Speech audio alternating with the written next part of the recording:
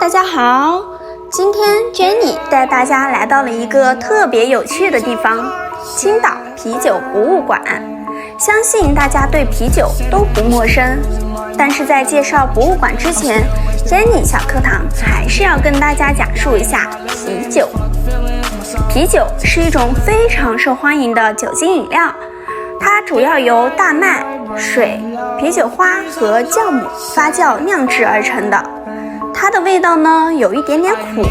带有特别的香气，口感很好，颜色呢是金黄色的。啤酒的酒精度比较低，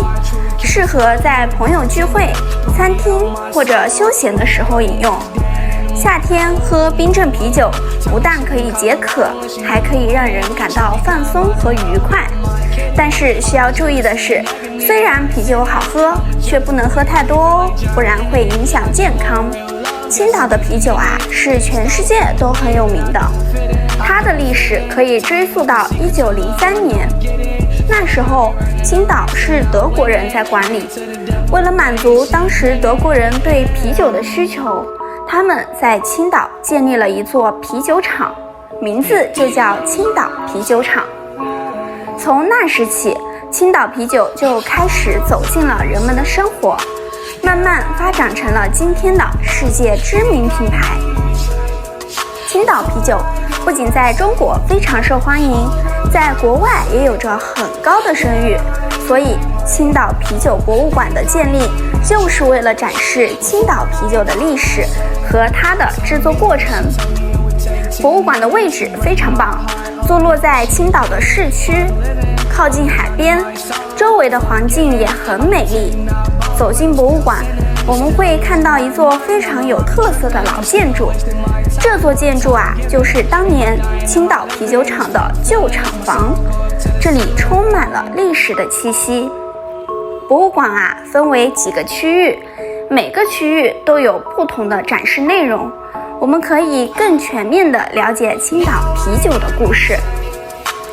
首先，我们参观到的是一个展示青岛啤酒历史的区域。在这里啊，我们可以看到从1903年到现在的各种历史资料和珍贵照片，了解青岛啤酒的发展过程，比如最早的青岛啤酒瓶子、老旧的广告牌、当时制作酒的设备等，都是青岛啤酒100年历史的见证。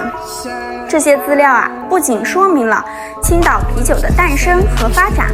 还见证了中国和世界的历史变化。接下来，我们进入一个啤酒制作过程的展示区，在这里，我们可以了解啤酒是怎么从原料变成啤酒的。博物馆里还有很多互动展示和模型，可以让我们看到啤酒制作的每一个环节。当然，来到啤酒博物馆，怎么能不尝一尝新鲜的青岛啤酒呢？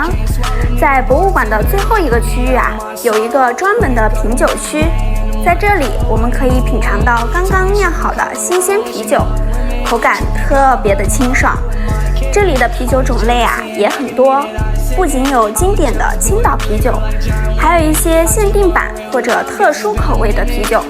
如果你是啤酒爱好者，绝对不要错过青岛的啤酒厂哦。